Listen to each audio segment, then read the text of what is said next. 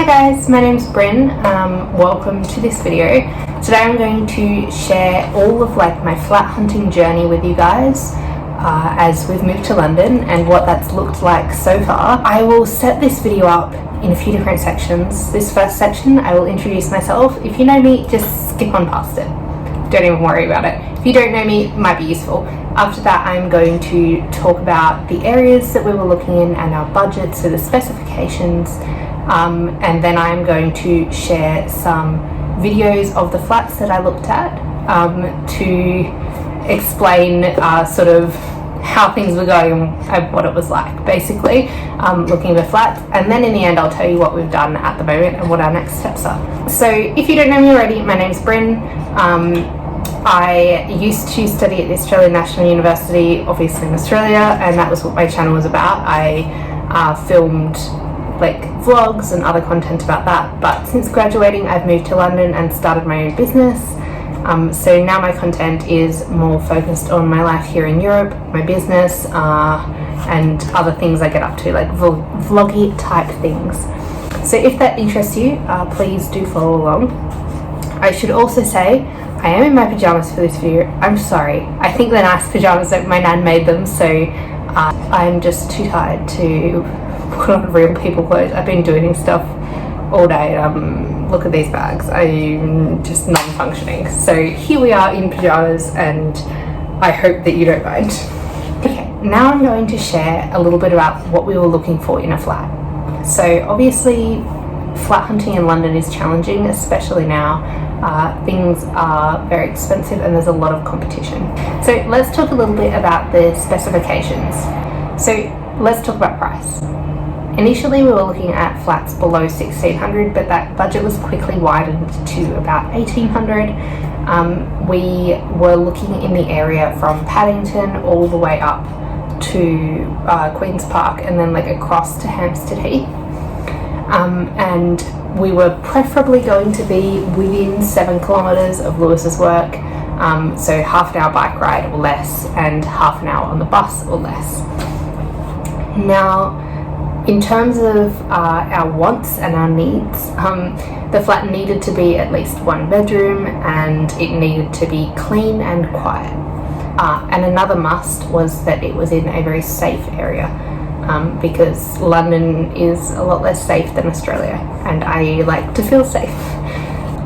Apart from that, we would have liked it to have natural light, preferably another small bedroom or a study area that we could create a home office in, and that was pretty much it. It would be good if it was a newer flat with newer appliances, but that wasn't something that necessarily bothered us. So that was basically our list of wants and needs, and we knew the area quite well because we'd lived here before, so we sort of knew what we were looking for. Now onto the different flats. So I think that there were 10 flats that I looked at over a number of days, and basically I will go through each of those flats now. So this first flat was located on the edge of South Hampstead, and it was a 1 bedroom, 1 bathroom basement flat, and it had this large living area, as you can see, but it was not the same as the pictures I had on the internet. I actually think it was a completely different building that they had the photos of, so that was a little bit disappointing. The problems with this flat were, 1, the area was not so nice that it was in. It was on the end of Abbey Road. 2, it didn't feel very safe. I felt the area didn't feel so great. 3, for what was in the flat, it was the flat was very dirty, very old. There was a lot of mold in it, and I was just yeah, I don't want to deal with this. And also the building had a very big crack in the front, so that was a bit worrying too. But yeah, I just didn't think it was worth it for us. I didn't think it was a place for us. So that was pretty much immediately crossed off our list. Next, we had this flat in Saltram Road. It was 1 bedroom, 1 bathroom, and it was split over 2 levels. Now this flat seemed really great on the internet. in person, parts of it looked better than it did on the internet.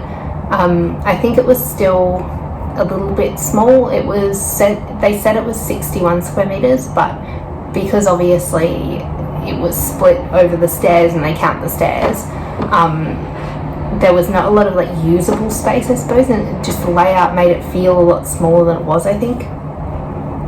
And in this one there was actually water damage in the living room and in the bathroom ceiling, and one of the wall, like the electrical plugs on the wall, was falling out.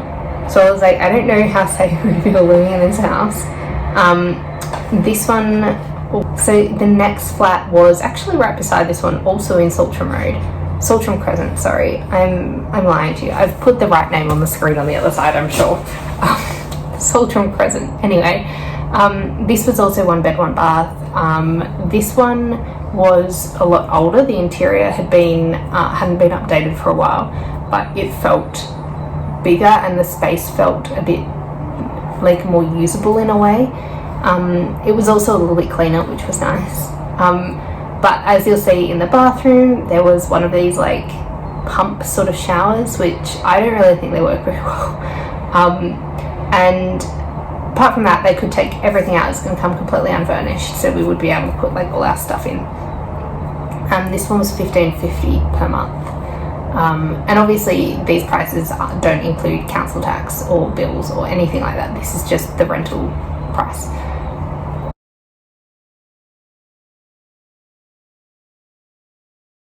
So the next one I went and looked at was $18.25 a month, and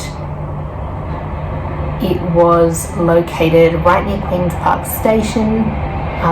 It was a beautiful flat. It was in a completely new building, but it was like literally right on the train line. The train line was like just below the flat. It was also on the 10th floor, but the balcony was a closed-in balcony, so you didn't feel unsafe, I suppose. It had a storage room, had a really big bedroom, it had beautiful new bathroom, and this really large like eating kitchen and living room area, so there was definitely a lot of space in there. And because the balcony was closed in, it was almost like an extra room as well. You could have stored a bike or something else out there. And it was just a really lovely flat. It had central heating. It just felt really lovely. We did put an offer in on that. We put an offer in below what they were asking, and obviously it wasn't going to be accepted because there's just like you're competing with so many people. For that particular flat there were 20 other people who put offers in, so yeah, it's a bit difficult, but I'm sure someone who really loved it got it, and I'm sure they're very happy in it. After that I headed to my next viewing, which was in Kilburn, on Kilburn High Road, well actually Quex Road, which is just off Kilburn High Road. But I did get the chance. I went to the flat in Quex Road. This was also 1 bed, 1 bath, and it was very small. It also had a very bad energy rating for a flat that was built, I reckon, 5 years ago. It was rated F, and everyone else in the building was rated B. So I don't know what it was about this flat, but it was very poorly rated. As you can see, it was quite a small flat. The bedroom wasn't so big, the lounge room wasn't so big either, but it seemed nice. I would say the major problem was it was directly on Kilburn High Road, and I know that some people say that they love Kilburn, they feel really great there, but for me personally it's not the area that I want to be living in. I just don't feel super secure there all the time. So yeah, we decided against that one. It was also quite expensive for the area that it was in, the location that it was on, because it was directly on the high road. It was quite loud. Finally, I had a viewing in West Hampstead. I think West Hampstead is a lovely place to live. This was a 1 bedroom, 1 bathroom as well, and had like a separate kitchen in this large living area. It overlooked the garden. It was quite old and it was a bit out of our budget, as you can see, so I didn't end up putting an offer on it because it just wasn't exactly what we were looking for. It had also been on the market for a long time. So the next flat is this one in Finchley Road. It was also 1 bed, 1 bath. I think that pretty much everything I looked at in the end was 1 bed, 1 bath, because the 2 bedroom ones were gone like immediately. It was just insane. But this one in Finchley Road was quite nice. It was all of the bathroom and the kitchen had been updated, and the bedroom was like internal, but you had these two big doors that you could open to let light and air into the bedroom. The downside was the noise, because it's directly on Finchley Road. It was just very loud. It was a great price, so it was $16.99 per month, and we lived like a stone's throw away from this house before, so we knew the area, we knew that we would like living there because we liked living there before, but in the end it just didn't feel right. So like, we put an offer on it, the offer got accepted, and we ended up then declining to pay the deposit because it just didn't feel like the right place for us.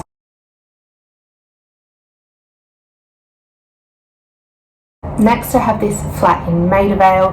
This one was also super cute. It was on the ground floor of, I forget what the building was called, Lauderdale Mansions. It's on the ground floor of Lauderdale Mansions.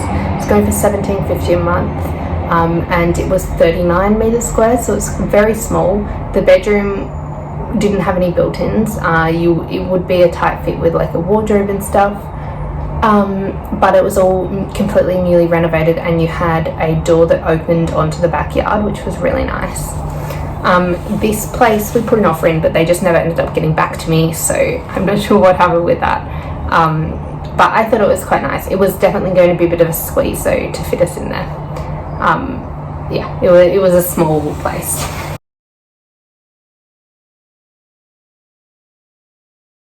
The next flat was in St John's Wood. It was a 1 bedroom, 1 bathroom. Again, it had a separate living area that was big enough for probably a desk as well as like a kitchen table and everything else. It was on the 4th floor, but there was like, the windows opened all the way up, and it was scary to open the window, I'll be honest with you. And also the building was clearly a smoker had lived there before, because the walls had like a line of smoke around them and you could smell it too. So that wasn't necessarily a winning thing for us, but I'm sure someone loved it. The next place we put an offer in and we got accepted on, it was a 1 bed, 1 bath place right in Maida Vale, right next to Paddington Recreation Ground in Maida Vale. It had a little balcony as well, had a walk-in wardrobe area, completely renovated bathroom, and like this small kitchen living room area. We put the offer on, the offer got accepted, but again, it just didn't feel right. It was a lot of money. The building was old. There was lovely light in the bedroom. There was like space for a desk and everything to have like a little work from home space. But it was old, it was very dirty, and there were certain elements of the building that weren't at all finished. Like, there was a wardrobe that you could actually see the ground below the wardrobe because there was no floor in the wardrobe. And yeah, when we got accepted, it again just didn't feel right, so we ended up rejecting that offer as well. Finally, we went and saw this place in Golders Green. This was just to show Lewis what the rental market was like. This place was $18.50 a month, and it was 3 bedrooms. Well, one was a box room, but it was like, that could have been a wardrobe or I don't know, something else. There were 2 large bedrooms, a bathroom, kitchen, and a separate living area. This place, I think, some people would have really loved it, but for us it was too far away. It was very difficult for Lewis to get to his work from it, and we were just more going to see to have a look kind of thing, so we didn't put any offer on it. There was some water damage on the walls as well, which wasn't ideal either. But yeah, basically this is the list of places that we visited. I called a lot of other places. I reckon that I called more than 100 different flats to view them, and I had about 30 viewing appointments set up in the 3 days, and they continually cancelled. So basically, like on the day, they would be like, oh sorry, we can't do it anymore because that's been taken, just because it's so difficult at the moment to rent. So that brings me on to our solution. So as you can see, I'm clearly living somewhere, and that somewhere happens to be a co-living space. So we are living in the Palm House in Harrow, and which is also quite a long way from where Lewis works. But the benefit of this is that our contract is only for 3 months, so it gives us a bit of breathing space to try and find somewhere more permanent to live. We're actually thinking of looking at some different areas. We're thinking of looking at southeast London and East London, and we're also thinking of looking at some places in West London rather than Northwest London, just to sort of broaden our search area. We've gone and visited some other places. We've found some places that have vibes similar to what we like. They feel safe, they feel young and fun without feeling college-like, or like not college-like, but like, I don't know, you know, where there's just lots of young people living in places together, like share housey. They don't feel share housey, they feel like young professionally. And almost a bit like Australia, with a lot of cafes and stuff like that, which we do like. So yeah, that's where we're expanding our search to, and I hope you enjoyed this video. I hope you found it useful to look at different flats.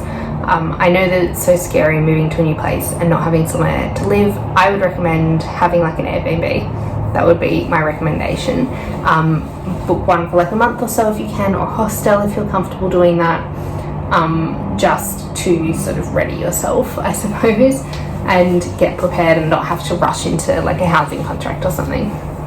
Anyway, I hope you guys enjoyed this video, and I will see you in the next one. Bye!